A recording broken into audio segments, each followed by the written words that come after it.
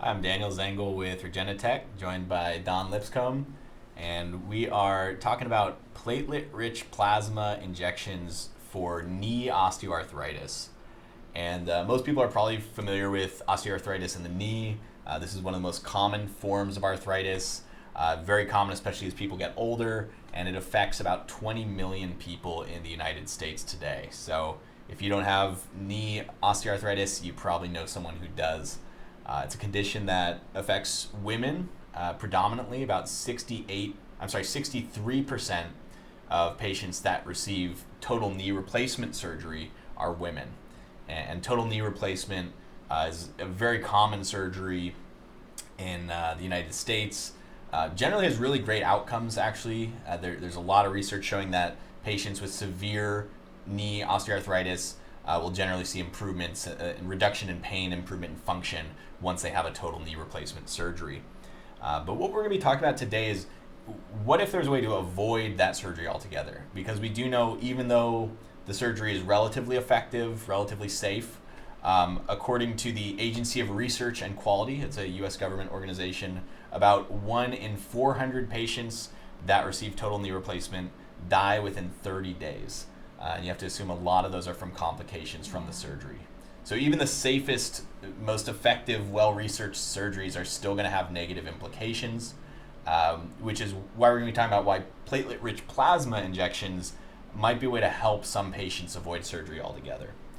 So we're talking about a couple studies today that use PRP for treating knee osteoarthritis. And the first one is a great study because it's randomized and it uses a placebo control. So there were 78 patients in this study, and a lot of them had bilateral knee osteoarthritis, so they'd be treating both knees. In total, the study had 156 knees that they treated, and roughly half of them received a single platelet-rich plasma injection, and half received a saline injection. And the study indicated that at 6 weeks, 3 months, and 6 months, they did 3 follow-ups, the patients that had received these PRP injections showed statistically significant improvement on all parameters in the WOMAC questionnaire. And WOMAC is the Western Ontario and McMaster's University's Arthritis Index, so we'll just call it WOMAC. It's commonly used to assess patients with knee osteoarthritis. So we have that one study showing that PRP is effective versus placebo. And there's another study which Don will kind of be helping me talk about a little bit, where they use PRP and compared it versus hyaluronic acid for patients that have knee osteoarthritis. So first of all, Don, can you tell us a bit about what hyaluronic acid is? Yes, absolutely. So hyaluronic acid is a glucosamine. It's made by synovicites, which are found in this synovial fluid, which kind of infuses into the joints. Right. And it's made by, so the synovicites, fibroblasts, and chondrocytes. And these will all be important in just a minute. Okay, that's what makes up, is it the synovial fluid or the Yeah. Okay, so those are the 3 components. So those are 3 cells that actually make hyaluronic acid. Oh, I see. Yeah, and so the hyaluronic acid goes into the fluid and actually will provide lubrication. It makes the fluid, it gives it the right viscosity. Okay. It's found in the synovial fluid, which bathes the tendons, and it's infused into the extracellular matrix too. And like I said before, it actually gives it sort of that lubrication, right, and it provides it with the right amount of viscosity so that the tendon can be more flexible as well. So in osteoarthritis, there's actually a decrease in time of hyaluronic acid. And this is due to the synovial fluid becoming dilute. This is just due to diffusion from in and out of the tissue. And this also has to do with abnormal synovicite production.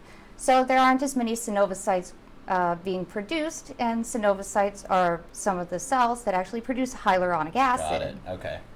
So an injection of hyaluronic acid, it seems to stimulate the body's own ability to produce hyaluronic acid, as well as it seems to also help the body to synthesize some of the cartilage matrix structures. Okay. However, I'm not sure I understand that part. So synthesize cartilage matrix structures. What does that mean? Exactly? Components of it, like the fibrous tissues. Oh, okay, and stuff okay, like that. got it. So when you inject hyaluronic acid, it assists in that production. Yes, because it helps with cell metabolism too. Okay. It has many different functions. Okay. Sounds like a good thing. It is. It is a Okay. very good thing. However, the hyaluronic acid injections are very short-lived because it's kind of like you're just giving the cells food, but Right. you're not teaching the cells how to fish. farm. Okay, right. Fish, yeah. Okay, so Yeah, right. exactly. So the thought is that PRP, since it actually is a very promising alternative, since it actually produces growth factors. Mhm. And these growth factors are what stimulate proliferation and division of chondrocytes and synovicytes. Okay. Yeah. So that your body can naturally produce more hyaluronic acid. Exactly. And so that will keep your joints lubricated, and that will hopefully, either stave off osteoarthritis or maybe even reverse it. Okay, so if hyaluronic acid injections are giving your joint some fish, then PRP would be teaching your joints how to fish. Yes. Okay, got exactly. it. The metaphor is complete. Exactly. Yeah. So yeah, and the study that that compared hyaluronic acid to PRP, this study had I'm trying to remember I forget how many patients were in this study. I apologize. It was a large sample size. Yeah. But they did compare a standard PRP injection protocol to a standard hyaluronic protocol. So for PRP, they actually did 2 injections spaced 4 weeks apart. And these were patients with knee osteoarthritis. And the hyaluronic acid injections, they received 3 of those injections spaced 1 week apart, which again is just sort of the standard protocol. And again, they're using the WOMAC score questionnaire to assess these patients, and they showed statistically significant reduction in pain in the group that received PRP injections relative to the group that received hyaluronic acid injections. So it's very promising that this hypothesis can actually be shown through a quality randomized study.